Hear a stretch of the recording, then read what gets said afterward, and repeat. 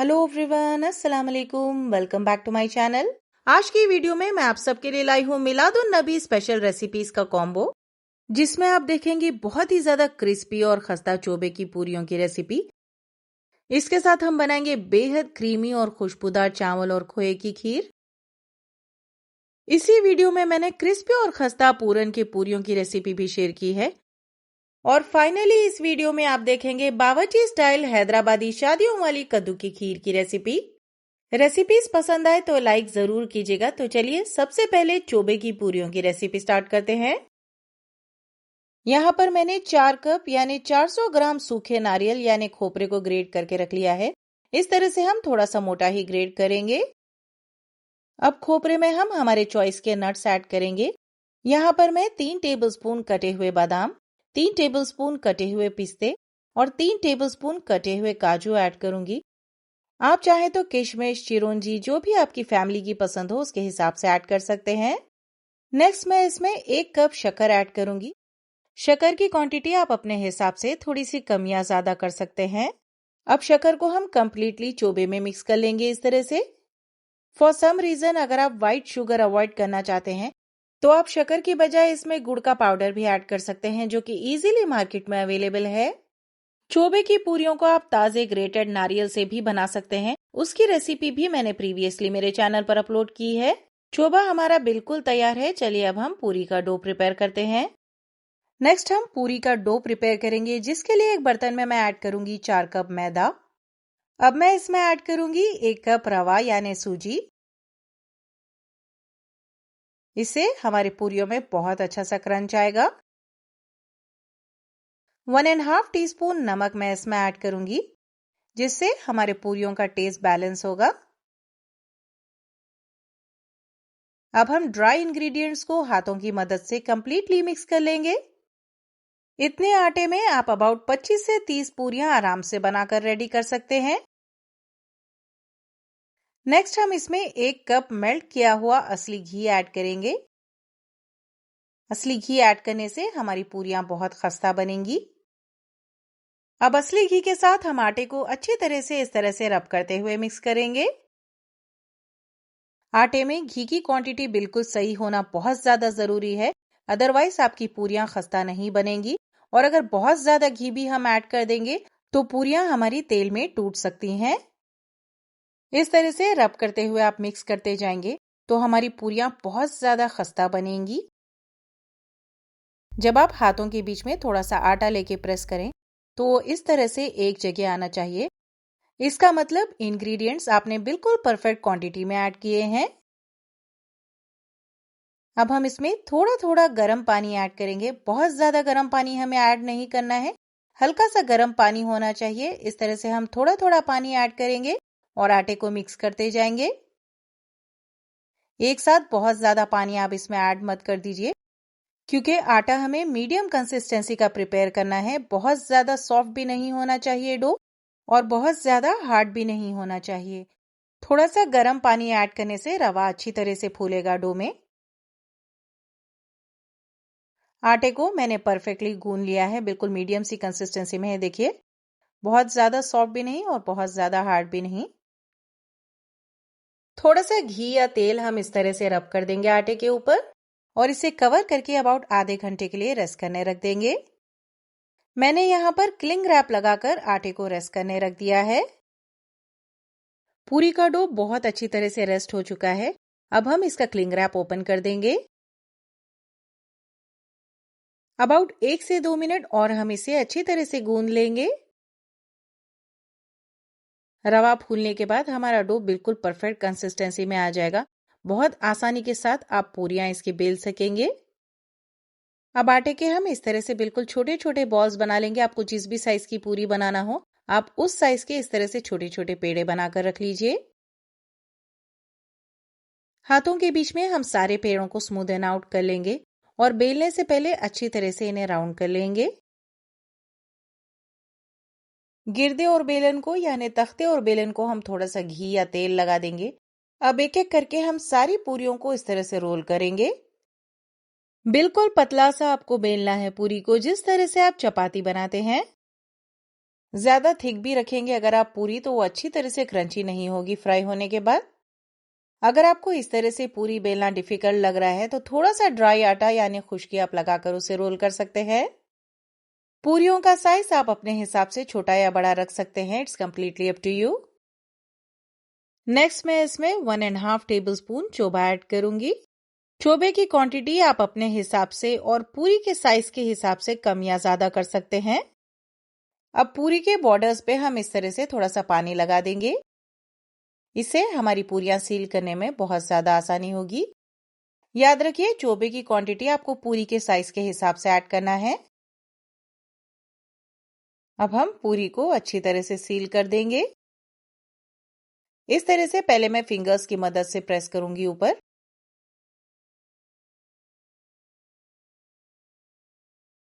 Next हम एक फोक लेंगे और फोक की मदद से इस तरह से एजेस को प्रेस करेंगे। दोनों लेयर्स अच्छी तरह से पूरी के पेनिट्रेट होना चाहिए फोक से।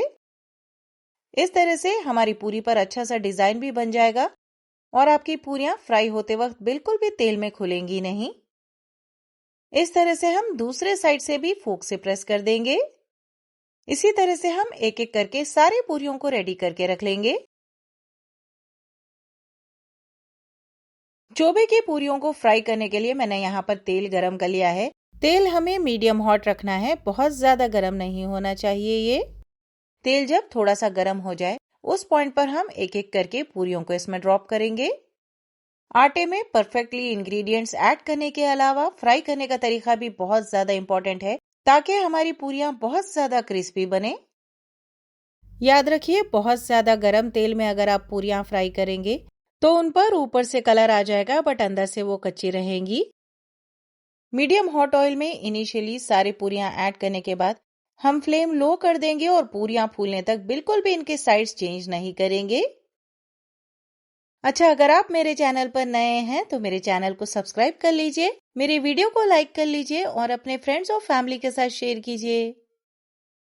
इस रेसिपी के सारे इंग्रेडिएंट्स आपको स्क्रीन पर मिलेंगे तो आप किसी भी पॉइंट पर रेफर कर सकते हैं।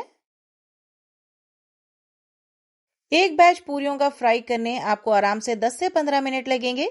इसमें थोड़ा वक्त जाता है तो आप टाइम रख के पेशेंटली इन्हें फ्राई कीजिए। थोड़ी देर लो फ्लेम पर रखने के बाद आप देखेंगे कि इस तरह से हमारी पूरियां बिल्कुल फूल जाएंगी।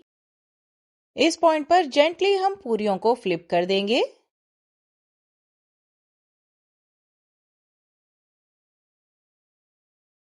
अब थोड़ी देर दूसरे साइड पर भी हम पूरियों को लो फ्लेम पर फ्राई करेंगे। उसके बाद हम फ्लेम मीडियम कर देंगे और पूरियों पर अच्छा सा गोल्डन कलर आने तक इन्हें फ्राई करेंगे।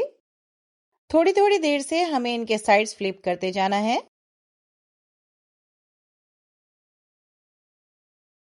मेरे चैनल पर हैदराबादी लुखमी कबाब की रेसिपी भी अपलोडेड है। इसके साथ साथ Hyderabadi mutton dum biryani, Pista house style mutton haleem, Hyderabadi veg dum biryani और भी कई अमेजिंग रेसिपीज अपलोडेड हैं, तो जरूर चेक कीजिए।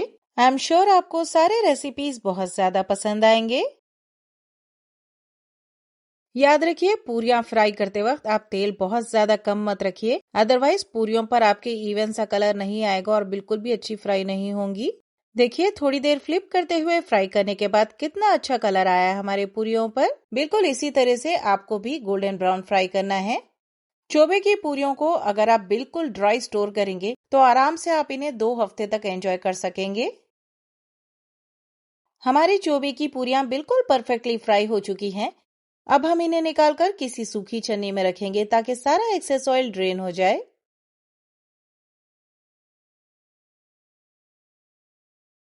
सारे पूरियों को हम इसी तरह से बैचेस में फ्राई करेंगे। तेल जब सारा ड्रेन हो जाए और पूरियां ठंडी हो जाएं, उसके बाद आप इन्हें बिल्कुल सूखे बर्तन में स्टोर कीजिए। इससे हमारे पूरियों की शेल्फ लाइफ काफी बढ़ जाएगी।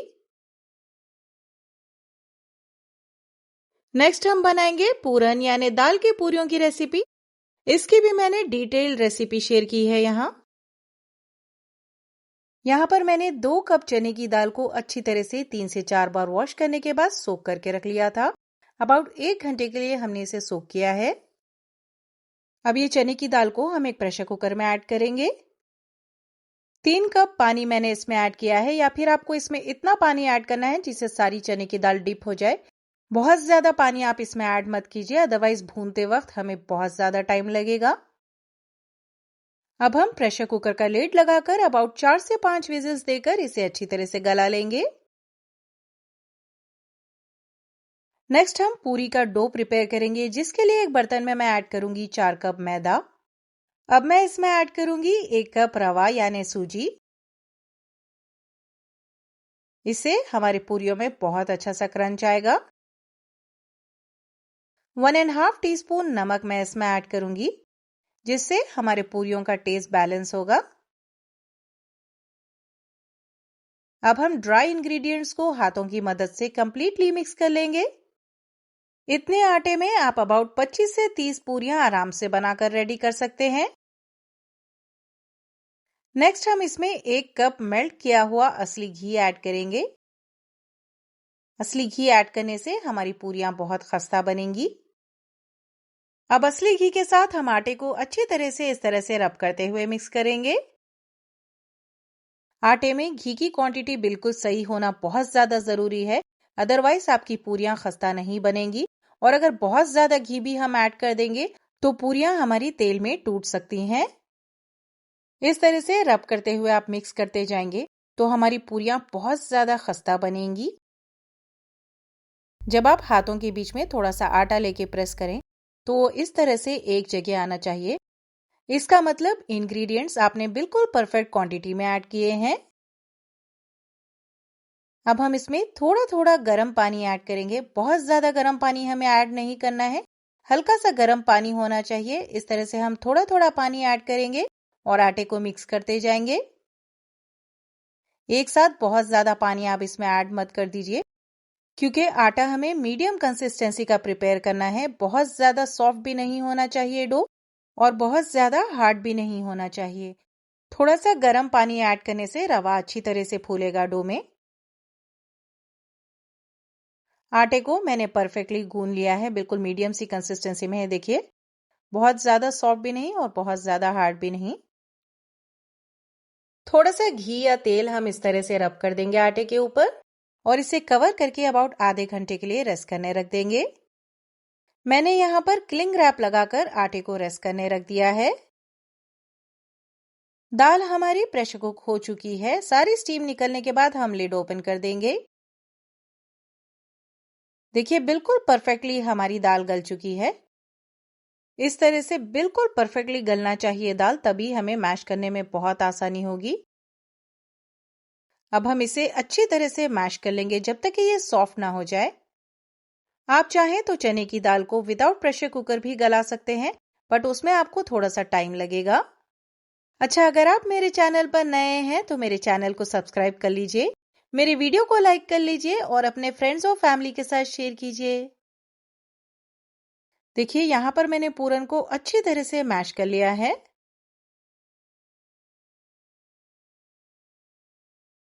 अब जिस भी बर्तन में आपको पूरन बनाना हो उसमें हम लेंगे आधा कप असली घी। थोड़ा सा जब घी गर्म हो जाए हम इसमें मैश की हुई चने की दाल ऐड कर देंगे। पूरन बनाते वक्त ये सबसे इंपॉर्टेंट स्टेप होता है। जितनी अच्छी तरह से आप पूरन को घी में भूनेंगे उतना अच्छा टेस्ट आपकी पूरन का होगा। याद रखिए, दाल गलाते वक्त आप उसमें ज्यादा पानी ऐड मत कीजिए, अदरवाइज भूनते वक्त आपको बहुत ज्यादा टाइम लग जाएगा। और मैश करते वक्त भी आपको बिल्कुल पानी इसमें ऐड नहीं करना है। जेंटली मिक्स करते हुए पहले हम घी में दाल को मिक्स कर लेंगे। इस रेसिपी के सारे इंग्रेडिएंट्स स्क्रीन पर दिए हुए हैं, तो आप किसी भी पॉइंट पर रेफर कर सकते हैं। अच्छी तरह से मैश की हुई दाल को घी में मिक्स करने के बाद हम इसे मीडियम फ्लेम पर रख के बहुत अच्छी तरह से भूनेंगे, जब तक दाल का कलर हल्का सा चेंज ना हो जाए और बहुत अच्छी सी खुशबू से आने लगे। मेरे चैनल पर हैदराबादी डबल का मीठा शाही मैंगो खीर, इसके साथ साथ हैदराबादी तला हुआ गोश्त और खट्टी दाल, इसी तरह के और भी अमेजिंग रेसिपीज अपलोडेड हैं, तो जरूर चेक कीजिए। जैसे जैसे आप पूरन को घी में भूनते जाएंगे आप देखेंगे कि इस तरह से हल्का हल्का पूरन का टेक्सचर चेंज होते हुए नजर आएगा। हमें इसे और थोड़ी देर भूनना है, जब तक कि इसमें हल्का सा लाल रंग हमें नजर ना आए। हमें कंटिन्यूअसली इसमें मिक्स करते रहना है, अदरवाइज नीचे दाग लग सकता है। स्लोली इस तरह से भूनने के बाद आप देखेंगे कि पूरन पर बहुत अच्छा सा इस तरह से कलर आ जाएगा। दाल जब परफेक्टली भुने जाए उस पॉइंट पर आपको बहुत अच्छी सी खुशबू भी आएगी। बिल्कुल हल्का सा मैं इस तरह से और इसे भून लूंगी। इसके बाद हम इसमें दूसरे इंग्रेडिएंट्स ऐड करेंगे। जो दाल की क्वांटिटी हमने ली है इससे आप आराम से 20 से 25 पूरियों की स्टफिंग कर सकते हैं। अगर आप ज्यादा क्वांटिटी में पूरन की पूरियां बनाना चाहते हैं तो उस हिसाब से आप सारे इंग्रेडिएंट्स को इंक्रीज कर लीजिए। पूरन को इस तरह से अच्छी तरह से भूनने के बाद हम इसमें शक्कर ऐड करेंगे। यूजुअली पूरन में ज्यादा शक्कर ही जाती है। मैं यहाँ पर 2 कप शक्कर ऐड करूंगी इसमें। आप शक्कर की क्वांटिटी अपने हिसाब से थोड़ी सी कम या ज्यादा कर सकते हैं। इस पॉइंट पर हम फ्लेम लो रख के शक्कर के साथ पूरन को अच्छी तरह से मिक्स करते हुए पकाएंगे। जैसे जैसे शक्कर मेल्ट होगी आप देखेंगे कि पूरन हमारी लिक्विड कंसिस्टेंसी में आ रही है। ये बिल्कुल नॉर्मल है। आप जब इसे आगे पकाएंगे तो बिल्कुल परफेक्ट कंसिस्टेंसी में आ जाएगी हमारी पूरन। इस पॉइंट पर आपको इसे बिल्कुल छोड़ना नहीं है। आपको इसमें कंटिन्यूअसली चम्मच चलाते रहना है। कंटिन्यूअसली मिक्स करते हुए थोड़ी देर पकाने के बाद आप देखेंगे कि पूरन हमारी इस तरह से थोड़ी सी पतली हो चुकी है। अब आपको केयरफुल रहना है क्योंकि जब ये शक्कर के साथ पकती है तो बहुत उछलती है। 1 से 2 मिनट हम शक्कर के साथ पूरन को अच्छी तरह से पका लेंगे।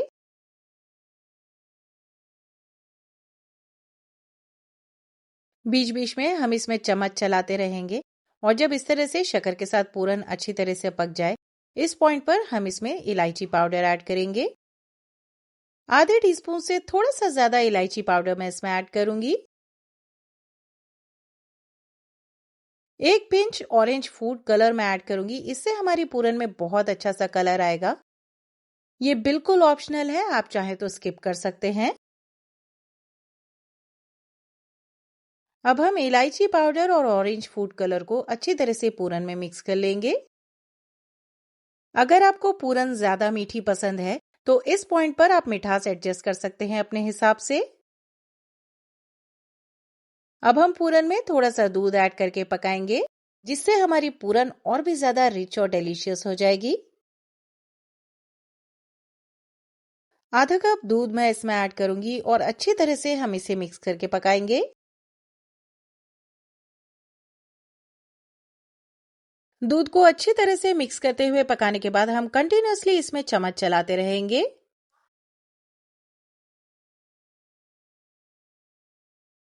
जितनी अच्छी तरह से पूरन पकेगी उतनी अच्छी तरह से इसके सारे फ्लेवर्स एलिवेट होंगे।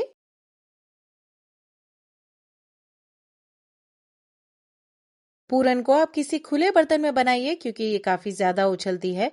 जब ये पकने लगे तो हम इसे कवर करके बीच बीच में चम्मच चलाते हुए पकाएंगे। आप चाहें तो इस तरह से किसी नॉनस्टिक बर्तन में भी इसे बना सकते हैं। इससे ये ज्यादा चिपकेगी भी नहीं और बहुत इजीली बनकर तैयार हो जाएगी। बीच बीच में हम इसे कवर करेंगे और कंटिन्यूअसली मॉनिटर करेंगे जब तक कि ये थोड़ी सी गाढ़ी ना हो जाए। देखिए पूरन हमारी इस तरह से अच्छी तरह से गाढ़ी हो चुकी है। इस पॉइंट पर हम फ्लेम ऑफ कर देंगे। बहुत ज्यादा भी हमें इसे ड्राई नहीं करना है। जब हम इसे थोड़ा सा ठंडा करेंगे तो ये और भी ज्यादा गाढ़ी हो जाएगी। इस पॉइंट पर थोड़े से बारीक कटे हुए पिस्ते, बादाम और काजू मैं इसमें ऐड करूंगी जो कि बिल्कुल ऑप्शनल है। थोड़े से नट्स ऐड करने से हमारी पूरन में हल्का सा क्रंच आ जाएगा। अब कंप्लीटली हम नट्स को मिक्स कर देंगे और पूरन को हल्का सा ठंडा कर लेंगे। आप चाहें तो पूरन पहले से बनाकर स्टोर भी कर सकते हैं और जब भी आपको पूरियां या पराठे बनाना हो आप इसे यूज कर सकते हैं। बहुत ज्यादा मजेदार ये होती है। चलिए जब तक ये ठंडी होती है हम पूरी का डो चेक करते हैं। पूरी का डो बहुत अच्छी तरह से रेस्ट हो चुका है। अब हम इसका क्लिंग रैप ओपन कर देंगे। अबाउट 1 से 2 मिनट और हम इसे अच्छी तरह से गूंद लेंगे। रवा फूलने के बाद हमारा डो बिल्कुल परफेक्ट कंसिस्टेंसी में आ जाएगा। बहुत आसानी के साथ आप पूरियां इसकी बेल सकेंगे। अब आटे के हम इस तरह से बिल्कुल छोटे छोटे बॉल्स बना लेंगे। आपको जिस भी साइज की पूरी बनाना हो आप उस साइज के इस तरह से छोटे छोटे पेड़े बनाकर रख लीजिए। हाथों के बीच में हम सारे पेड़ों को स्मूदन आउट कर लेंगे और बेलने से पहले अच्छी तरह से इन्हें राउंड कर लेंगे। गिरदे को और बेलन को यानी तख्ते और बेलन को हल्का सा तेल या घी लगा लीजिए। इससे बहुत आसानी के साथ आपकी पूरियां बेले जाएंगी। बिल्कुल पतली शीट हमें पूरी की रोल करना है। जिस तरह से आप चपाती बनाते हैं उस तरह से हमें इसे रोल करना है। पूरी अगर आप बहुत मोटी रोल करेंगे इस पॉइंट पर तो पूरी क्रिस्पी फ्राई नहीं होगी। पूरन जब ठंडी हो जाए हम थोड़ी थोड़ी पूरन इस तरह से पूरी में रखेंगे शेप करके। उसके बाद पूरी के एजेस पर इस तरह से हल्का सा पानी हम लगाएंगे। इससे हमारी पूरियां तेल में बिल्कुल भी खुलेंगी नहीं। मेक श्योर कीजिए कि पूरियों को आप अच्छी तरह से सील करें ताकि ये बिल्कुल भी तेल में खुले ना।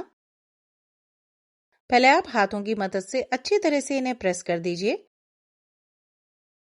अब एक फोक की मदद से इस तरह से मैं एजेस पर प्रेस कर दूंगी। फोक से पूरी के दोनों लेयर्स पियर्स होना चाहिए।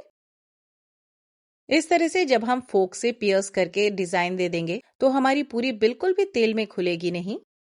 आप चाहें तो हाथ से भी पूरियों को सील कर सकते हैं। सारे पूरियां हम इस तरह से बनाकर रख लेंगे। यहाँ पर मैंने तेल मीडियम हॉट कर लिया है और जब तेल मीडियम हॉट हो उस पॉइंट पर हम हमारी पूरियां इसमें ड्रॉप करेंगे। तेल ज्यादा गर्म नहीं होना चाहिए, अदरवाइज पूरियां अच्छी तरह से फ्राई नहीं होंगी। बिल्कुल थोड़ा सा जब तेल गर्म हो उसी पॉइंट पर आप इसमें पूरियां ऐड कर दीजिए। इनिशियली थोड़ी देर के लिए हम पूरियों को बिल्कुल टच नहीं करेंगे। तेल जब गर्म हो जाए हम थोड़ी देर के लिए फ्लेम लो कर देंगे जब तक कि हमारी पूरियां अच्छी तरह से फूल ना जाएं। ज्यादा गर्म तेल में अगर आप पूरियां फ्राई करेंगे तो पूरियां क्रिस्पी नहीं होंगे, अंदर से कच्चे होंगे और इन पर अच्छा सा इवन कलर भी नहीं आएगा। एक बैच पूरी का फ्राई होने आराम से आपको 10 से 15 मिनट लगेंगे। तो आप पेशेंस के साथ टाइम रख के इन्हें फ्राई कीजिए, तभी ये बहुत ज्यादा खस्ता और क्रिस्पी बनकर तैयार होंगे। फ्राइंग के लिए आपको तेल सही क्वांटिटी में ऐड करना है। बहुत तेल अगर आप कम रखेंगे तो पूरी प्रॉपर्ली फ्राई नहीं होगी। लो फ्लेम पर थोड़ी देर फ्राई करने के बाद जब इस तरह से हमारी पूरी अच्छी तरह से फूल जाए उस पॉइंट पर हम साइड्स इनके चेंज करेंगे।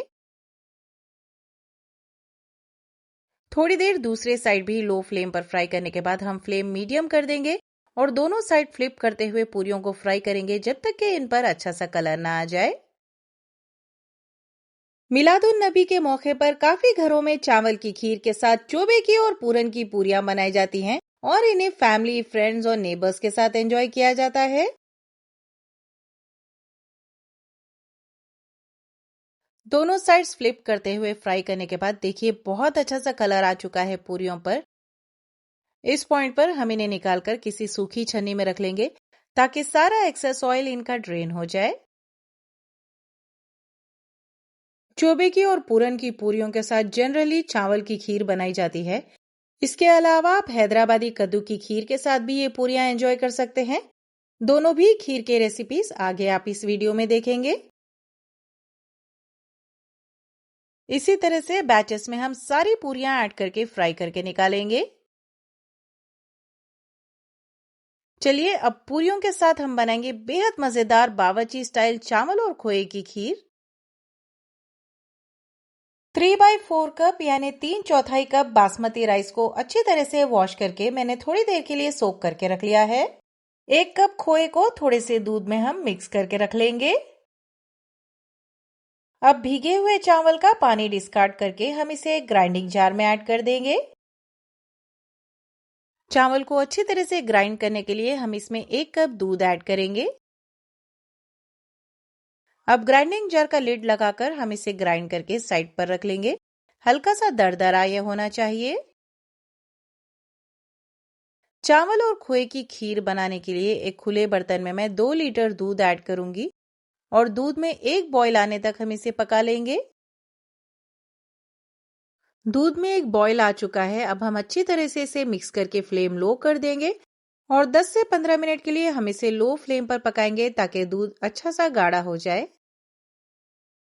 थोड़ी देर पकाने के बाद जब आपको दूध में हल्का सा गाढ़ापन आते हुए नजर आए उस पॉइंट पर हम इसमें पौ चम्मच इलायची पाउडर ऐड करेंगे। इलायची पाउडर ऐड करने से हमारी खीर में बहुत अच्छी सी खुशबू आएगी। थोड़ा सा हम इसे मिक्स करके पकाएंगे।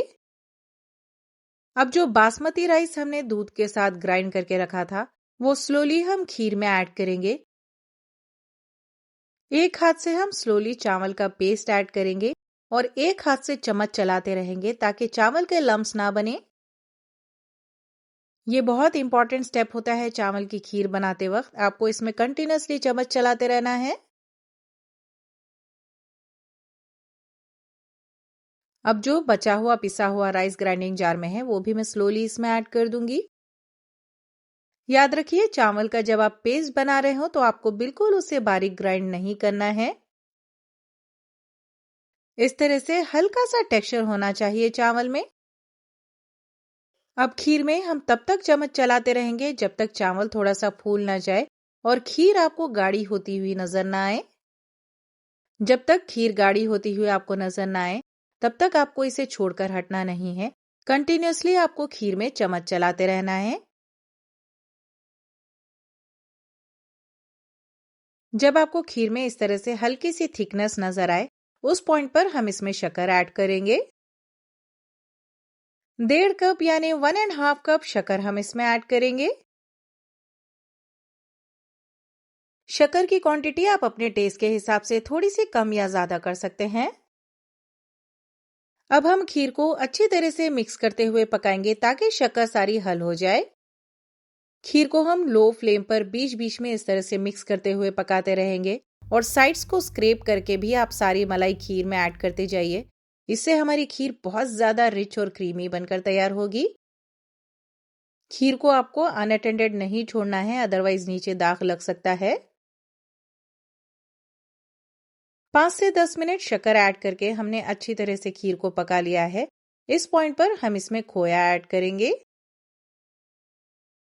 खोए को आप डायरेक्टली श्रेड करके भी ऐड कर सकते हैं या इस तरह से थोड़े से दूध में मिक्स करके ऐड कीजिए। अब खोए के साथ भी हम खीर को अच्छी तरह से मिक्स करके पकाएंगे।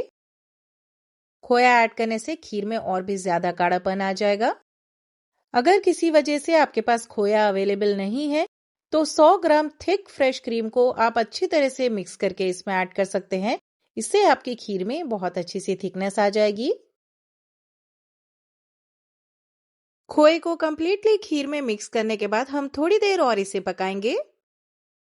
आधा किलो पूरी का डो और ताजे नारियल से बनाई जाने वाली चोबी की पूरियों की रेसिपी मेरे चैनल पर अवेलेबल है। कमेंट सेक्शन में मैं सारे लिंक्स आपसे शेयर करूंगी। आधा कप कंडेंस मिल्क हम इसमें ऐड करेंगे ताकि हमारी खीर और भी ज्यादा रिच और क्रीमी हो जाए। ये बिल्कुल ऑप्शनल है, आप चाहें तो स्किप कर सकते हैं और इसके बजाय थोड़ा सा खोया आप एक्स्ट्रा ऐड कर सकते हैं खीर में। बिल्कुल बावर्ची स्टाइल ये चावल की खीर बनकर तैयार होती है। आप जरूर ट्राई कीजिएगा। आई एम श्योर आपको ये रेसिपी बहुत ज्यादा पसंद आएगी।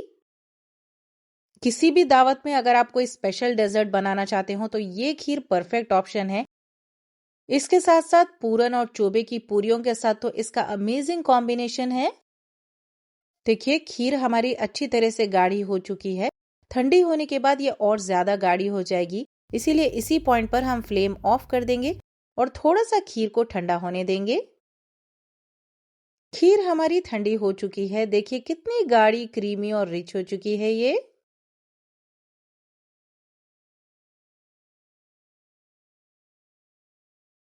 फाइनली खीर का फ्लेवर और अरोमा बढ़ाने के लिए हम इसमें ऐड करेंगे 1 टीस्पून वनीला एसेंस।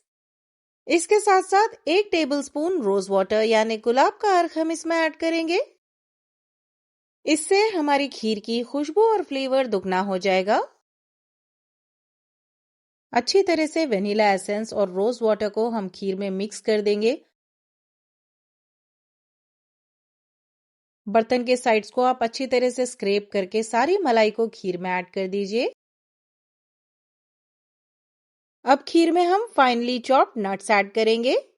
मैं बारीक कटे हुए काजू, बादाम और पिस्ते इसमें ऐड करूंगी। आप अपने चॉइस के नट्स इसमें ऐड कर सकते हैं और क्वांटिटी भी आप अपने हिसाब से एडजस्ट कर सकते हैं नट्स की।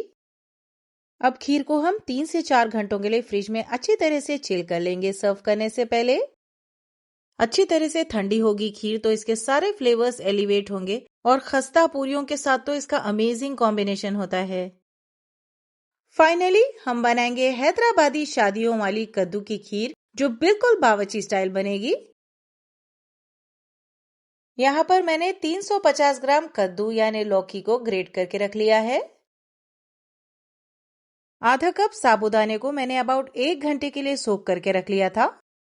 देखिए अच्छी तरह से फूल चुका है ये सोक होकर। एक बोल में मैंने 3 टेबलस्पून कस्टर्ड पाउडर लिया है। इसमें हम 1/4 कप दूध ऐड करके अच्छी तरह से मिक्स कर लेंगे। इसे हम कंप्लीटली मिक्स कर लेंगे ताकि इसमें कोई लम्स ना रहे। थोड़ा सा कस्टर्ड पाउडर ऐड करने से हमारी खीर में थिकनेस भी आएगी और बहुत अच्छा सा टेस्ट भी आएगा। अब एक पैन में मैं 3 टेबलस्पून असली घी गरम करूंगी।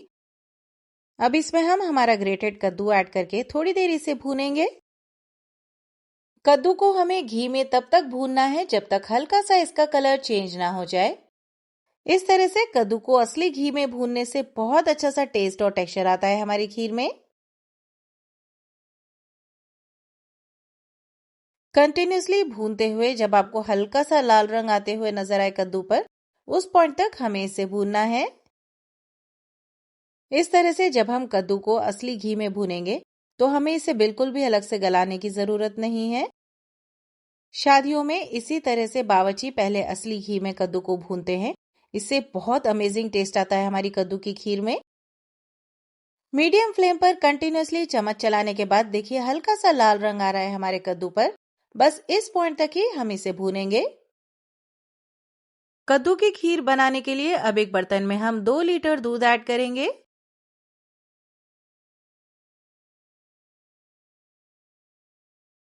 अब हम इसे तब तक पकाएंगे जब तक दूध में एक बॉयल ना आ जाए। दूध में एक बॉयल आ चुका है। अब हम इसे अच्छी तरह से मिक्स करेंगे और 10 से 15 मिनट लो फ्लेम पर पकाएंगे। जब दूध में हल्का सा गाढ़ापन आ जाए उस पॉइंट पर हम इसमें सोक किया हुआ साबूदाना ऐड करेंगे। अब इसे हम मिक्स करके पकाएंगे जब तक साबूदाना अच्छी तरह से गल ना जाए। इस तरह से दूध के साथ साबूदाना बहुत अच्छी तरह से गल जाएगा। आपको इसे अलग से गलाने की बिल्कुल जरूरत नहीं है। कंटिन्यूसली मिक्स करते हुए पकाने के बाद आपको साबूदाना इस तरह से ट्रांसपेरेंट होते हुए नजर आएगा। जब इस तरह से आपको साबूदाना ट्रांसपेरेंट होते हुए नजर आए तब हम इसमें 1/4 चम्मच इलायची पाउडर ऐड करेंगे। इलायची पाउडर से हमारी खीर में बहुत अच्छी सी खुशबू आएगी।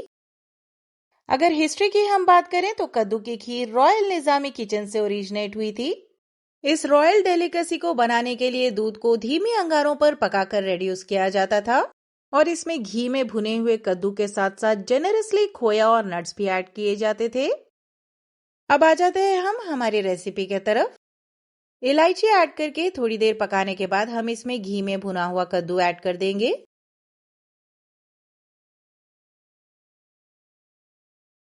अब कद्दू के साथ मिक्स करके हम थोड़ी देर खीर को पकाएंगे। असली घी में भूनने की वजह से कद्दू में बहुत अच्छा टेक्सचर आ चुका है। फ्लेम लो रख के अबाउट 10 मिनट के लिए हम दूध में कद्दू को इस तरह से पकाएंगे। बीच बीच में आप इसमें चम्मच चलाते रहिए ताकि नीचे दाग न लगे। अच्छा, अगर आप मेरे चैनल पर नए हैं तो मेरे चैनल को सब्सक्राइब कर लीजिए, मेरे वीडियो को लाइक कीजिए और अपने फ्रेंड्स और फैमिली के साथ शेयर कीजिए। कद्दू ऐड करने के बाद हमने अच्छी तरह से मिक्स करते हुए 10 मिनट खीर को पकाया है। अब मैं इसमें 1.5 कप शक्कर ऐड करूंगी। शक्कर की क्वांटिटी आप अपने टेस्ट के हिसाब से थोड़ी सी कम या ज्यादा कर सकते हैं। अब खीर में हम कंटिन्यूसली चम्मच चलाते हुए पकाएंगे जब तक सारी शक्कर हल ना हो जाए। अबाउट 2 से 3 मिनट हम कंटिन्यूसली मिक्स करते हुए पकाएंगे खीर को। 2 से 3 मिनट खीर को पकाने के बाद मैं इसमें 1.5 कप यानी 1.5 कप खोया ऐड करूंगी। खोया ऐड करने से हमारी खीर में थिकनेस तो आएगी ही, इसके साथ साथ हमारी खीर बहुत ज्यादा क्रीमी, रिच और डिलीशियस बनकर तैयार होगी।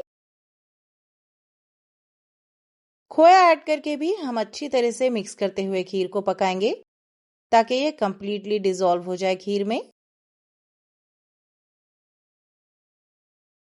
अगर आपके पास खोया अवेलेबल नहीं होता है तो आप 1 कप थिक मलाई इसमें ऐड कर सकते हैं, या फिर आप घर पर भी खोया बना सकते हैं इजीली मिल्क पाउडर से। खोए को अच्छी तरह से मिक्स करने के बाद आधा कप कंडेंस मिल्क हम ऐड करेंगे खीर में। अगर कंडेंस मिल्क आपके पास अवेलेबल नहीं है तो खोए को आप इंक्रीज कर सकते हैं। टोटल 2 कप तक आप इसमें खोया ऐड कर सकते हैं। अब कंडेंस मिल्क को भी हम अच्छी तरह से मिक्स कर लेंगे खीर में।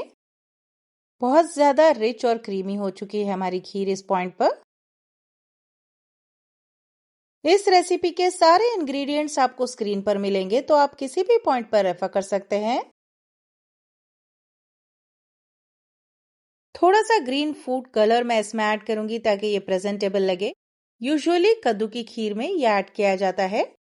ये बिल्कुल ऑप्शनल है, आप चाहें तो स्किप कर सकते हैं।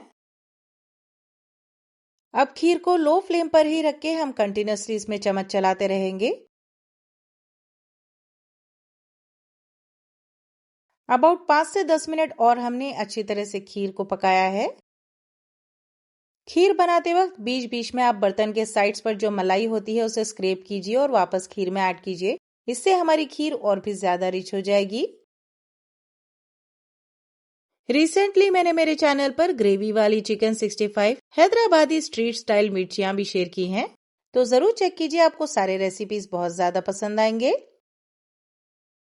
5 से 10 मिनट लो फ्लेम पर पकाने के बाद हम खीर में कस्टर्ड का मिक्सचर ऐड करेंगे जो हमने बनाकर रखा था। याद रखिए, कस्टर्ड के मिक्सचर को आप स्पून से अच्छी तरह से मिक्स करने के बाद ऐड कीजिए। एक हाथ से हम कस्टर्ड का मिक्सचर ऐड करेंगे और एक हाथ से कंटिन्यूअसली मिक्स करते जाएंगे खीर में। इस तरह से हमारे खीर में बिल्कुल भी लम्स नहीं बनेंगे। कस्टर्ड ऐड करने के बाद बिल्कुल भी हमें खीर को छोड़ना नहीं है। हमें इसमें कंटिन्यूअसली चम्मच चलाना है जब तक आपको खीर इस तरह से थिक होते हुए नजर ना आए। जब आपको खीर में थिकनेस आते हुए नजर आए उस पॉइंट पर हम फ्लेम ऑफ कर देंगे। अब खीर को हम ठंडी कर लेंगे। खीर जब ठंडी हो जाए हम इसमें 1 टीस्पून वेनिला एसेंस ऐड करेंगे। शादियों वाली खीर में एसेंस ऐड किया जाता है खुशबू के लिए, आप चाहें तो स्किप कर सकते हैं। चलिए अब हम हमारी कद्दू की खीर को सर्व करते हैं। खीर को हम एक सर्विंग डिश में निकालेंगे और अपने चॉइस के ड्राई फ्रूट्स ऐड करेंगे। आपको जो भी ड्राई फ्रूट्स पसंद है आप इसमें ऐड कर सकते हैं। मैं यहाँ पर फाइनली चॉप काजू, बादाम और पिस्ते ऐड करूंगी। इस तरह से अमेजिंग टेस्ट के साथ साथ ब्यूटीफुल सा प्रेजेंटेशन भी हो जाएगा हमारी खीर का। थोड़े से टूटी फ्रूटी भी मैं ऐड करूंगी खीर पर ताकि ये और भी ज्यादा प्रेजेंटेबल लगे। ये बिल्कुल ऑप्शनल है, खीर का प्रेजेंटेशन आप अपने हिसाब से कर सकते हैं। खीर सर्व करने से पहले आप इसे 3 से 4 घंटे अच्छी तरह से फ्रिज में चिल कर लीजिए। चिल्ड होगी खीर तो इसमें सारे फ्लेवर्स एलिवेट होंगे। थोड़े से ड्राइड रोज पेटल्स भी मैंने इस पर स्प्रिंकल किए हैं। फाइनली हम खीर को फेस्टिव लुक देंगे, जिसके लिए हम इस पर लगाएंगे सिल्वर कवर। ये भी बिल्कुल ऑप्शनल है।